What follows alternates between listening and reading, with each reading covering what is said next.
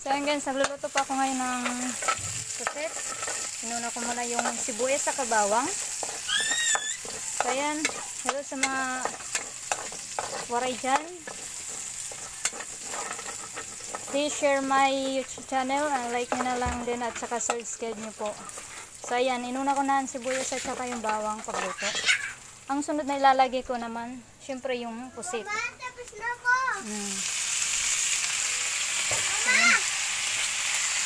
Paturo, paturo. Ayan guys. Yung gamit ko lang is kahoy. Ayan. Ayan na. Inuna ko muna, sinunod ko yung pusit. At saka iniwahiwa ko siya maliliit. Ayan guys.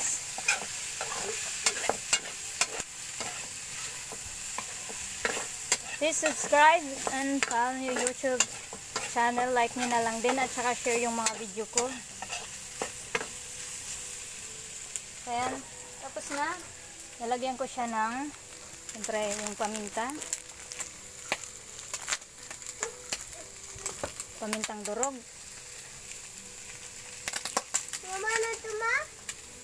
Loos? Mama na sakon? Oo. Ayan. Lagyan ko ng paminta. Kasi masarap yung pusit na may paminta.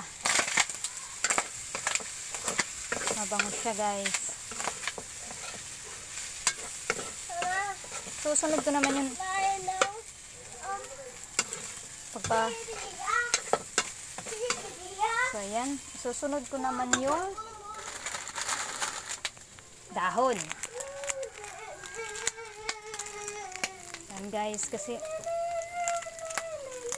ito yung masarap sa pusit na may dahon ng laurel.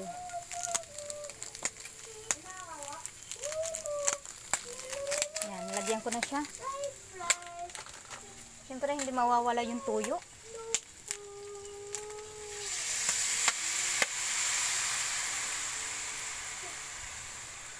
Pasensya na kayo guys sa ano ko kasi walang stand tong pag ano ko i-video ko. So yan guys, tapos lalagyan ko siya. Siyempre yan, hindi muna natin.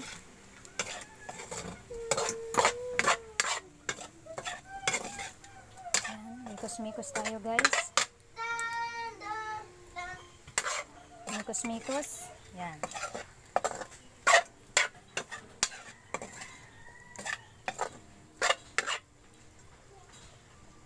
Tapos siyempre ilalagay ko na yung ano pa yun. Siyempre guys, lalagyan ko siya ng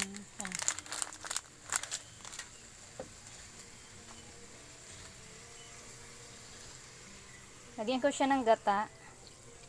Kasi ito yung best recipe ko. Ginataang Mama! adobo. Adobo siya na may gata.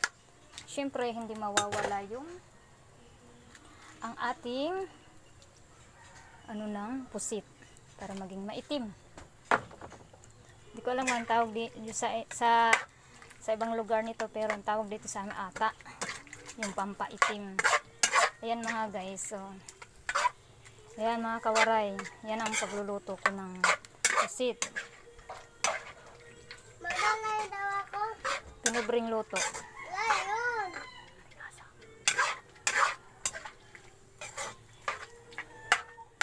Yun, hanggang dyan na muna. Maraming salamat. Share nyo po ang YouTube my channel.